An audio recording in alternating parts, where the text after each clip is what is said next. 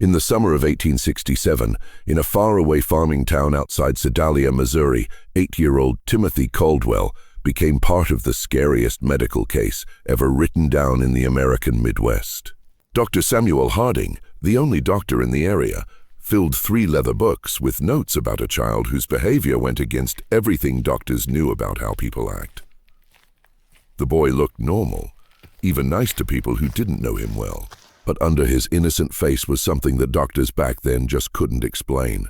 For 6 months, 3 people died in accidents around Timothy Caldwell, plus dozens of farm animals were found dead in strange ways. 11 people who had all somehow met a child whose smile never looked real in his pale blue eyes. The official papers were locked away by local police and hidden for over 100 years. But the truth about Timothy Caldwell shows a darkness that makes us question everything we thought we knew about evil in children. Before we continue with the story of Timothy Caldwell and the fear that took over Sedalia County, if this story interests you, make sure to subscribe to our channel and ring that notification bell so you never miss our deep looks into America's darkest historical mysteries.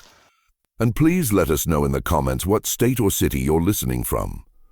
We love hearing from our group of mystery fans around the world. The things that would make Timothy Caldwell famous began not with violence, but with losing people.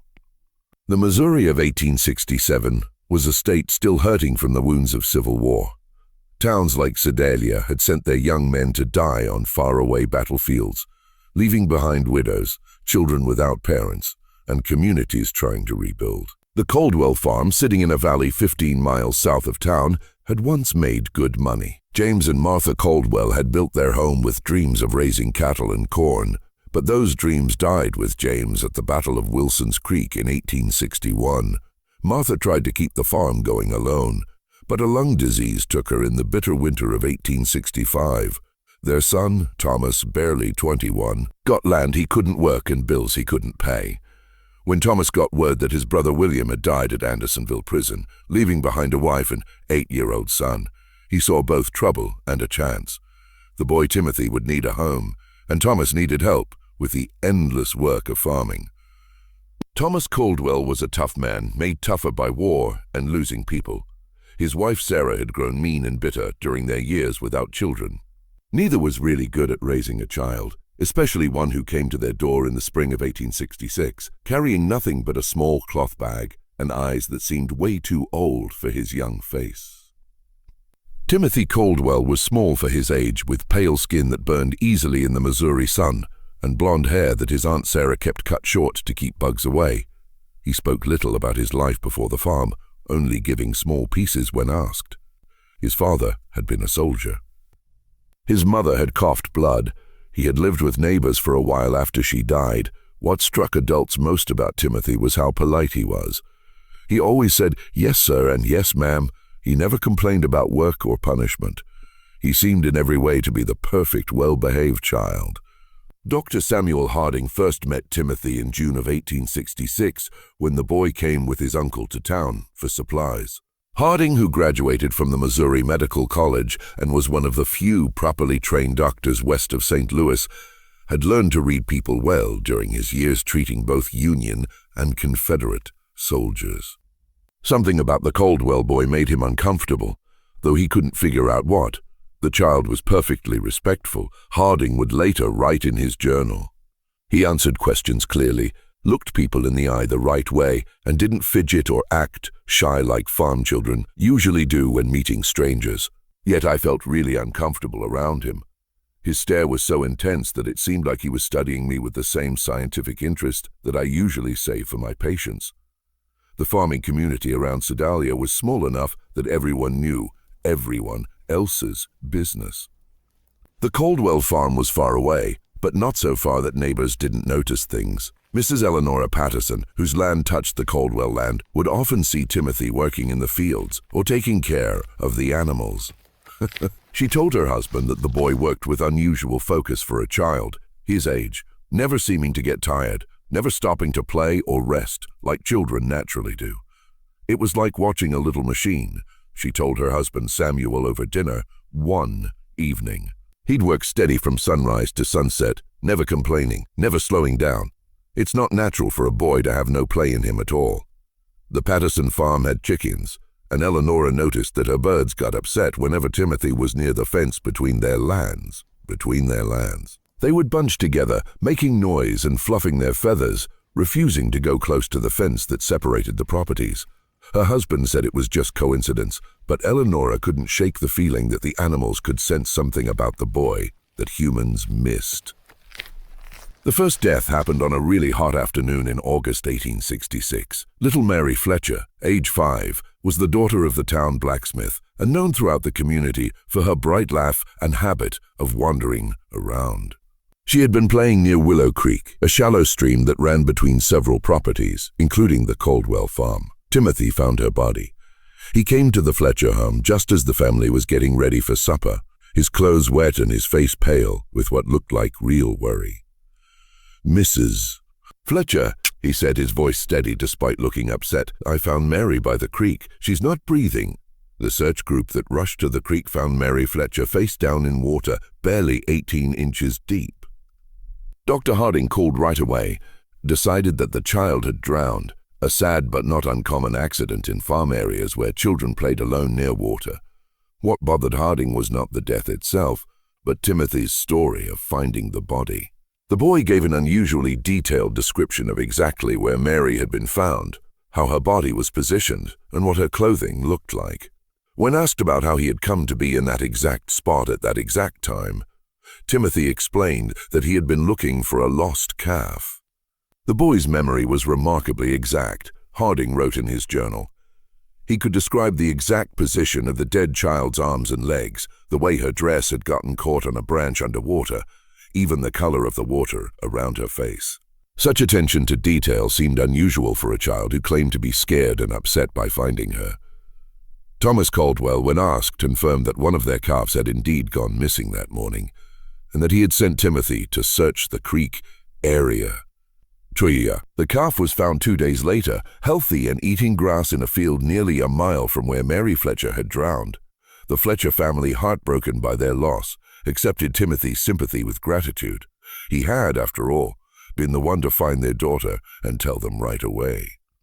At the funeral, Timothy sat quietly with his aunt and uncle. His head was bowed respectfully throughout the service. When the family thanked him for acting quickly to tell them, he accepted their thanks with proper sadness.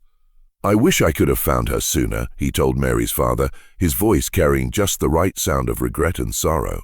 But Eleanora Patterson, watching from across the church, noticed something that bothered her for days afterward.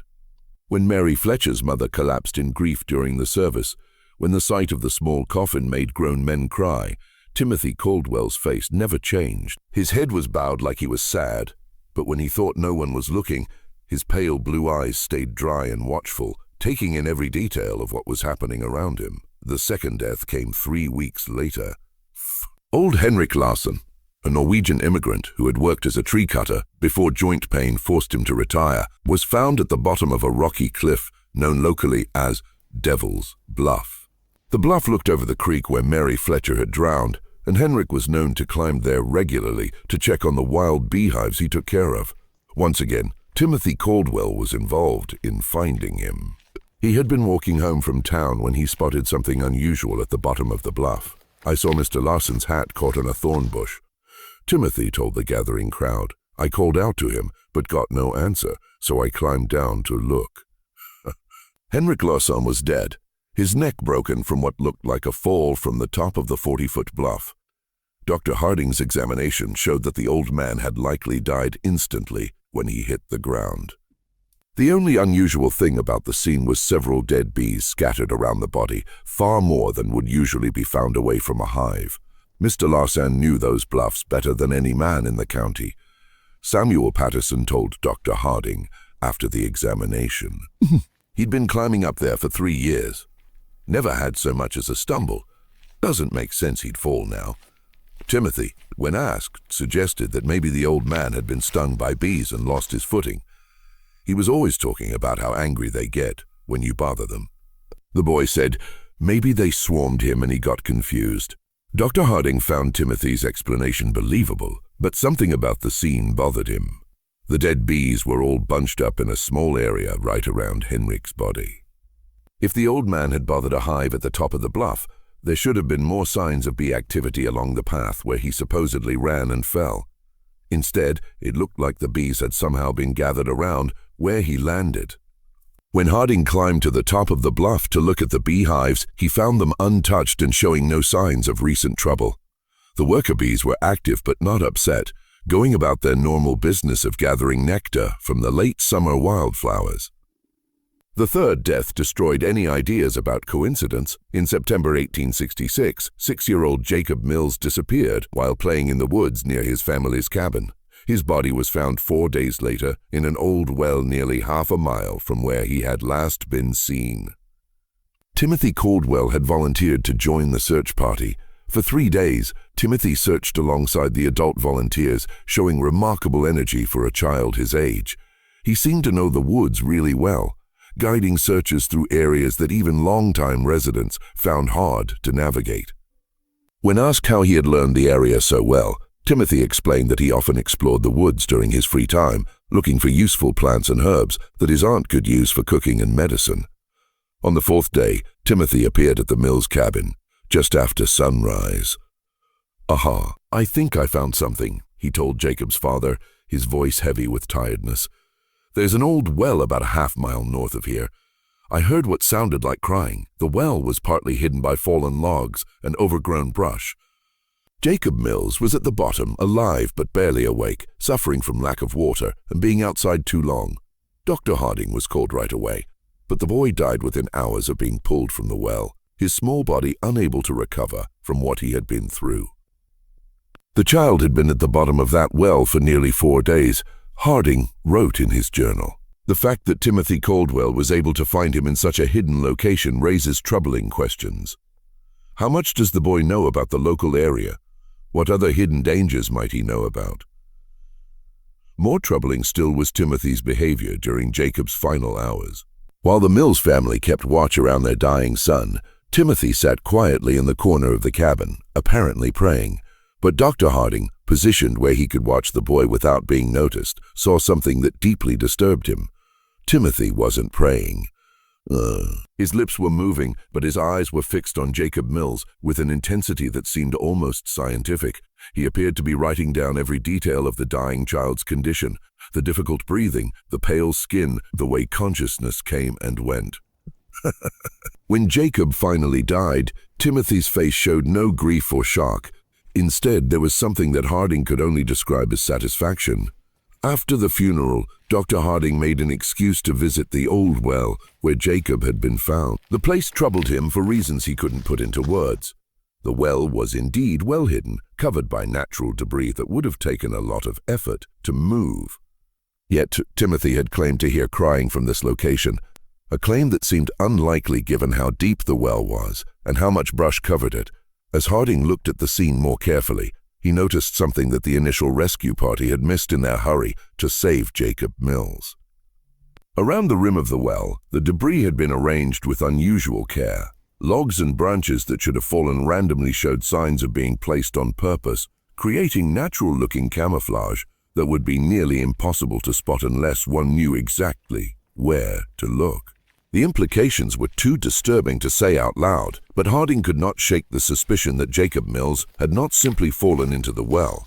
Someone had put him there, and someone had carefully hidden the location until the boy was too weak to survive being rescued. That evening, Harding began keeping detailed notes about Timothy Caldwell. If his suspicions were correct, the boy was a danger to the entire community. But suspicions were not proof, and proof was exactly what Harding lacked. The problem was that Timothy Caldwell looked like a perfect child in every way. He went to church regularly with his aunt and uncle, sitting quietly through services and saying prayers with proper respect. He worked hard on the farm, completing tasks that would challenge many adult workers. He spoke respectfully to his elders and showed proper respect to authority figures.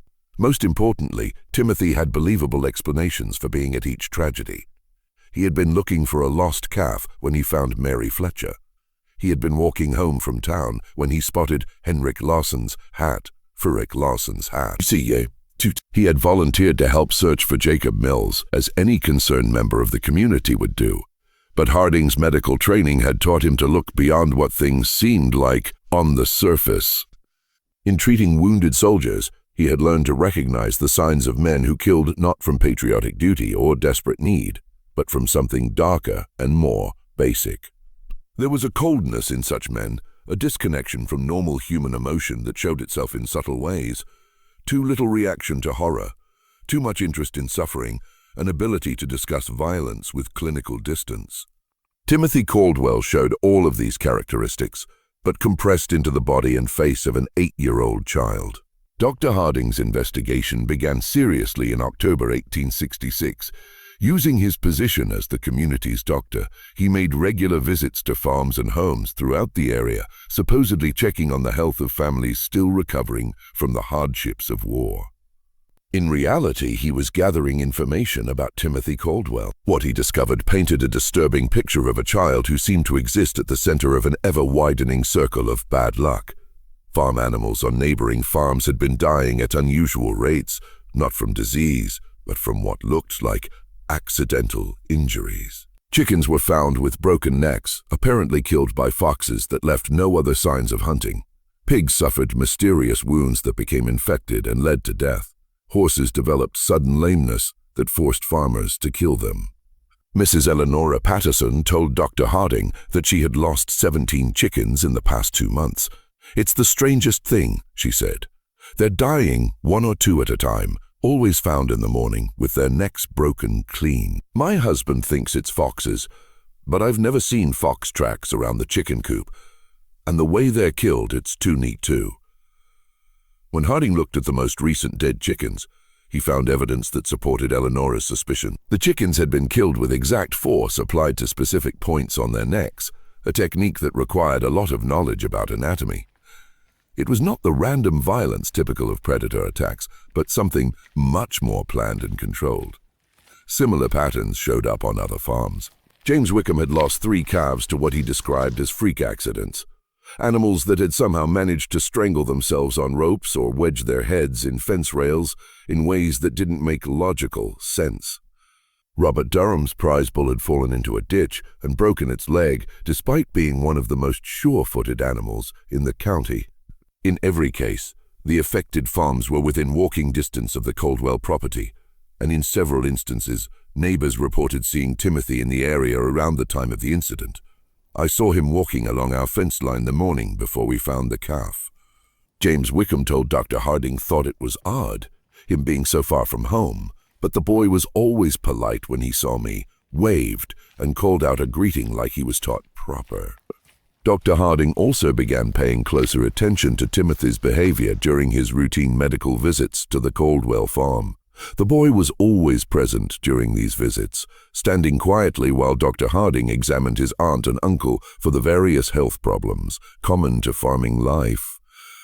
But Harding noticed that Timothy watched these examinations with unusual interest, asking questions about anatomy and medical procedures that seemed advanced for a child his age. "How do you know if someone's really dead?" Timothy asked during one visit, his tone casual, as if discussing the weather. "Sometimes people just look like they're sleeping." When pressed to explain his curiosity, Timothy said he was worried about being able to help if someone was hurt while he was alone on the farm. "Uncle Thomas says I need to know how to handle emergencies since we're so far from town," he explained. The explanation made sense, but something about the question disturbed Dr. Harding. There was a clinical quality to Timothy's interest in death and injury that went beyond normal childhood curiosity.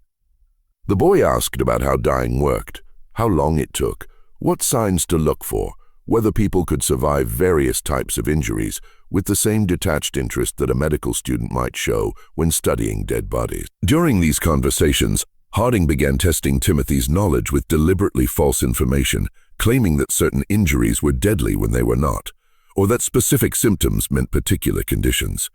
Timothy never challenged these false statements directly.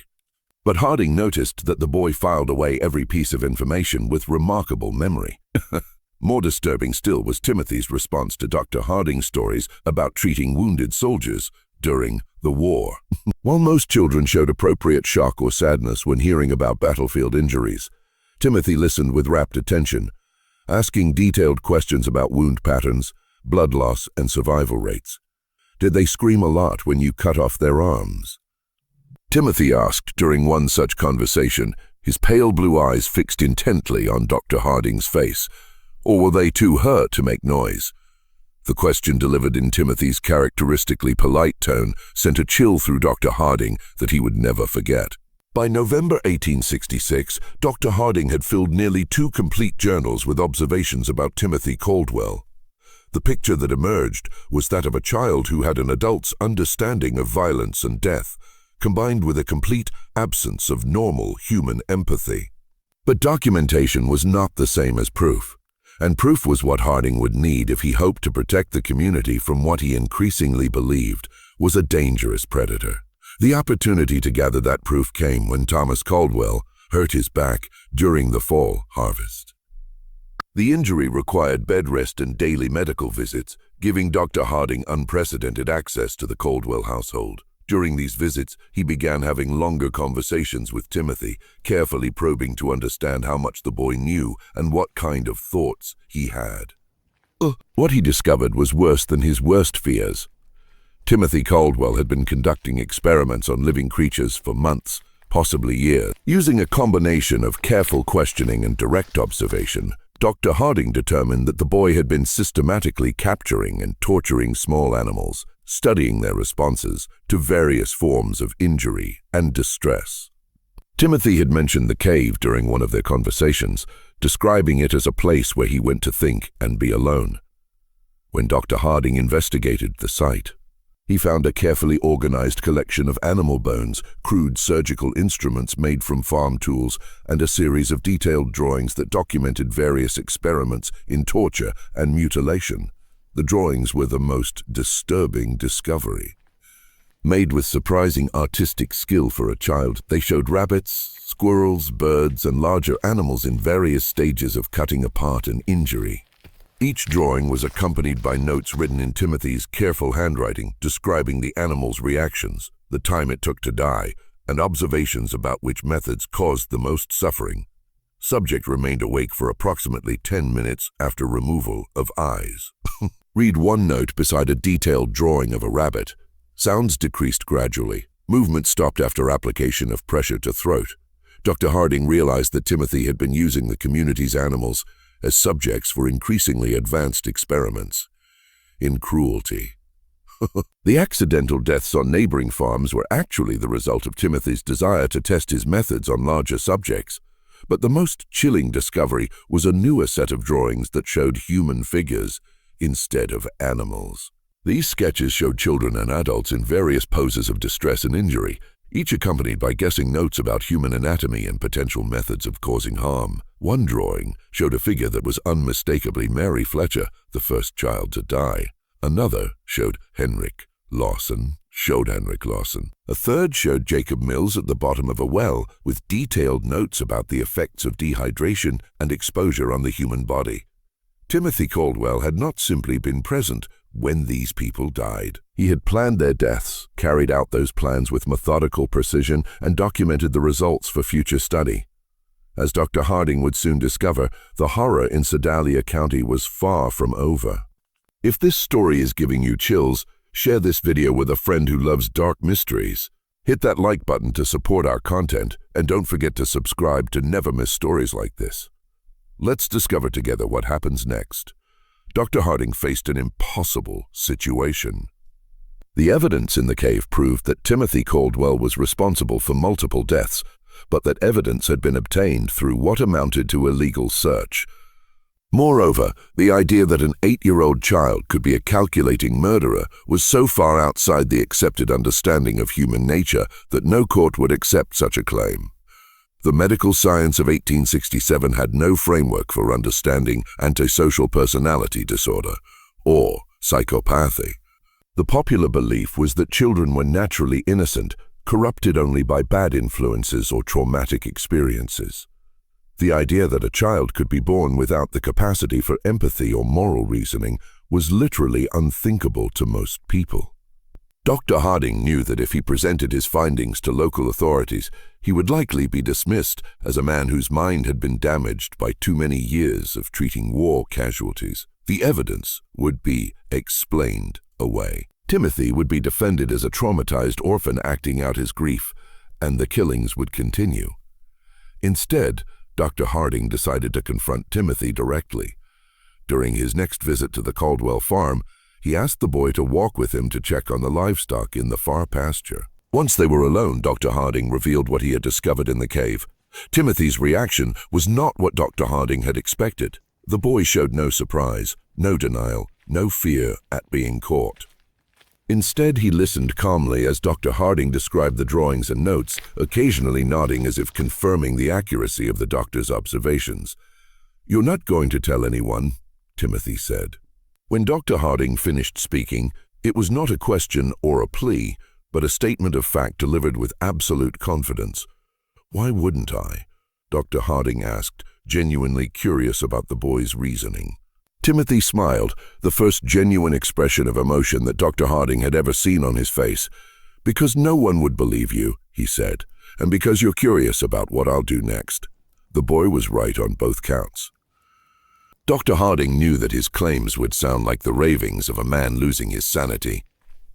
But Timothy had also identified something that the doctor was reluctant to admit, even to himself: a scientific fascination with observing the development of what might be the most dangerous human being he had ever encountered. "How long have you been doing this?" Dr. Harding asked. "Since I was 5, Timothy replied matter-of-factly. Maybe earlier. I started with insects, then mice, then bigger things. It's interesting to see how different animals react to the same treatments and the people who died." Timothy shrugged. "They were experiments too. I wanted to see if people would react the same way as animals." "They do mostly, but they're better at understanding what's happening to them. That makes it more interesting." Dr. Harding felt a chill that had nothing to do with the November air. "What are you planning to do next?" Timothy considered the question seriously before answering. "I need to find out what happens when you hurt someone who trusts you completely, someone who wouldn't suspect anything until it was too late." The implication was clear. Timothy was planning to kill his aunt and uncle. Dr. Harding knew he had perhaps days, possibly only hours, before Timothy acted on his plans.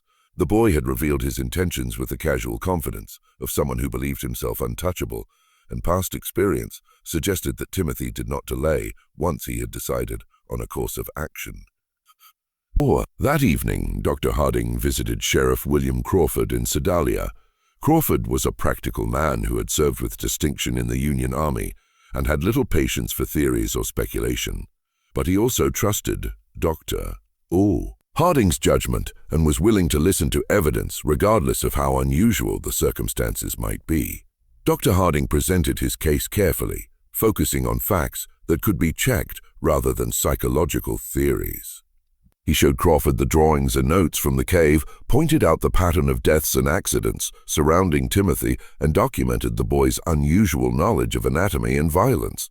Most importantly, Dr. Harding revealed Timothy's stated intention to kill his aunt and uncle. This was information that could not be ignored, regardless of the source. "Even if half of what you're telling me is true," Sheriff Crawford said after reviewing the evidence, examining each disturbing drawing with growing alarm. "We can't arrest a child for drawings and suspicions, but we can watch him, and we can be ready to act if he tries anything." Crawford studied the anatomical precision of Timothy's sketches, noting details that even his experience as a Civil War veteran hadn't prepared him for. The two men spent hours developing their strategy, bringing in Crawford's most trusted deputies, men who had served under him during the war and could be counted on to remain steady under pressure. Dr. Harding and Sheriff Crawford developed a comprehensive plan. Dr. Harding would arrive at the Caldwell farm at his usual time, bringing laudanum supposedly for Thomas's pain management, but actually to keep both Thomas and Sarah sedated enough to prevent Timothy from harming them easily. Sheriff Crawford and his deputies would position themselves strategically around the farm property, close enough to respond quickly, but far enough away to avoid detection. The plan was put into effect the following morning. as Dr. Harding approached the farmhouse in his buggy. Odd. He noticed immediately that something was different. The usual morning sounds of farm activity, chickens pecking in the yard, pigs grunting in their pen, were absent. The property held an unsettling quiet that made his skin crawl. Timothy appeared in the doorway before Dr. Harding had even climbed down from his buggy. The boy stood perfectly still, his pale blue eyes tracking the doctor's movements with predatory focus. He was dressed in his usual work clothes, but Dr. Harding noticed that Timothy's sleeves were rolled up past his elbows, and his hands appeared to have been washed recently, the kind of thorough cleaning that suggested preparation for messy work. "Good morning, Dr. Harding," Timothy said, his voice carrying its characteristic politeness. But something underneath had changed. There was an anticipation there, an excitement that the boy was struggling to contain. "I've been waiting for you." The words sent a chill through Dr. Harding. Timothy's use of waiting suggested that he had been expecting this visit, had perhaps even been counting on it as part of whatever plan he had set in motion. Inside the house, Dr. Harding found Thomas and Sarah Caldwell in their bedroom, both apparently sleeping peacefully. But as he approached Thomas's bed to check his condition, he noticed that the man's breathing was unusually shallow, and his skin had taken on a grayish color that suggested more than natural sleep. "What did you give them?" Dr. Harding asked quietly, not turning to look at Timothy, but knowing the boy was watching every move he made. "Just some herbs I found in the woods," Timothy replied, his tone innocent, but his choice of words deliberate. "There are so many interesting plants growing wild around here. Some of them have very useful properties." Dr. Harding checked Thomas's pulse and found it weak but steady. Sarah showed similar symptoms. She was deeply unconscious but still alive. Whatever Timothy had used, he had been careful about the dosage. The boy wanted his victims helpless but alive, at least for now. "They're not going to wake up for several hours," Timothy continued conversationally. "That should give us plenty of time to talk without interruption." The conversation that followed was unlike anything Dr. Harding had ever experienced. Timothy spoke about murder and torture with the clinical detachment of a medical professor discussing anatomy. He described his experiments on animals and humans with scientific precision, explaining his methods and the insights he had gained from each death. "Mary Fletcher taught me that drowning is actually quite slow," Timothy said, settling into a chair as if beginning a pleasant afternoon chat. "Everyone thinks people just slip under the water and disappear, but that's not how it works at all. There's struggling and panic and this interesting pattern of breathing attempts before the person finally gives up. I had to hold her down for almost 3 minutes before she stopped fighting." Dr. Harding felt his blood turn to ice. "You held her under the water?" Timothy nodded eagerly. "She was playing by the creek, and I told her I'd found a pretty stone on the bottom. When she bent over to look, I just pushed her head down and held it there. She was so small that it didn't take much strength, but she fought harder than I expected. That's when I realized that people have much stronger survival instincts than animals. And Henrik Lawson, that was more complicated," Timothy admitted. "I couldn't overpower him physically, so I had to be more creative. I knew he checked his beehives every Thursday morning, so I went up to the bluff the night before and loosened some of the stones along the edge. Then I collected bees from one of his hives and put them in a cloth bag." Timothy's eyes gleamed as he described his methodology. "When Mr. Larsom climbed up to check the hives, I was waiting behind some rocks. I threw the bag of bees at his face and started shouting that there was a massive swarm attacking him. He panicked and stumbled backward right over the edge where I'd weakened the stone barrier. The fall killed him instantly, just like I calculated it would." And Jacob Mills. "Jacob was the most interesting of all," Timothy said, his voice taking on the tone of a teacher sharing a particularly fascinating lesson. "I didn't kill him quickly like the others. I wanted to see what would happen if someone died slowly over several days. So I convinced him to follow me into the woods by telling him I'd found a family of baby raccoons."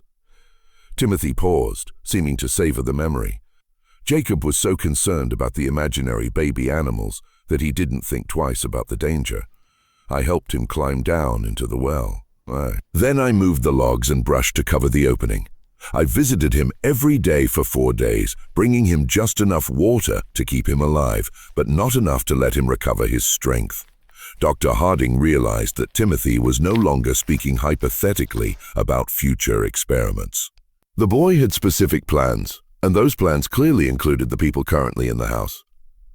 "What are you planning to do with your aunt and uncle?" Dr. Harding asked directly. Timothy's genuine smile returned broader than Dr. Harding had ever seen it. "That's where you come in, Dr. Harding.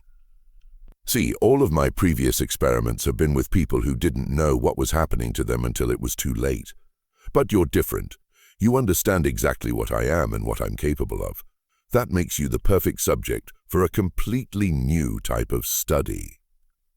As Timothy spoke, he began moving around the room, gathering items that Dr. Harding recognized as potential weapons. Rope from the barn, a heavy candlestick from the fireplace, several sharp kitchen implements. The boy organized his tools with methodical precision, as if preparing for surgery. "I want to find out what happens when someone who knows they're going to die tries to save people they care about." Timothy continued, his excitement growing. "Will you sacrifice yourself to save Uncle Thomas and Aunt Sarah? Will you try to fight me even though you know I've planned for that possibility? Will you try to run away and abandon them to save yourself?" Dr. Harding knew that the time for conversation had passed. Timothy had revealed enough of his plans to make clear that everyone in the house was in immediate mortal danger. He drew the pistol from his medical bag and pointed it at the boy. "Step away from the knives, Timothy," Dr. Harding said, his voice steady despite his racing heart. Timothy looked at the pistol with interest rather than fear. "That's a Navy Colt, isn't it?" he asked conversationally. "I've seen pictures of them in books about the war. How many bullets does it hold?" "6, Dr. Harding replied automatically, then immediately regretted providing the information. "And how many people are you trying to protect?" Timothy asked. "There's Uncle Thomas, Aunt Sarah, yourself, and presumably the 3 law enforcement officers outside. That's 6 people. If my counting is correct, so even if you shoot me, you'll have used up all your ammunition." Timothy moved closer, no longer bothering to stay out of pistol range. "You want to know how I became what I am?" he said, his voice taking on an almost hypnotic quality. "You want to understand whether I was born this way or whether something made me this way. You want to know if there are others like me and how to recognize them before they start killing." Each statement was true, and Timothy's ability to identify and exploit Dr. Harding's intellectual curiosity was as frightening as his capacity for violence. The boy understood people well enough to predict their behavior and manipulate their responses, even when they knew they were being manipulated. The confrontation came as Timothy approached his sleeping uncle with a length of rope in his hands. Dr. Harding stepped forward to intervene, but Timothy moved with surprising speed and strength, producing the kitchen knife and slashing at the doctor's arm. The struggle that followed was brief but violent. Timothy fought with the desperate ferocity of a cornered animal, using the knife with skill that spoke of considerable practice. The boy was smaller and weaker than Dr. Harding, but he was also faster and more agile, and he fought with the calculated precision of someone who had studied anatomy extensively. Dr. Harding managed to grab Timothy's wrist and twist until the boy dropped the knife, but Timothy immediately produced another blade from his clothing. It became clear that the boy had prepared multiple weapons and positioned them strategically throughout the house. The sound of their fight brought Sheriff Crawford and his deputies running from their concealed positions. They burst through the back door to find Dr. Harding struggling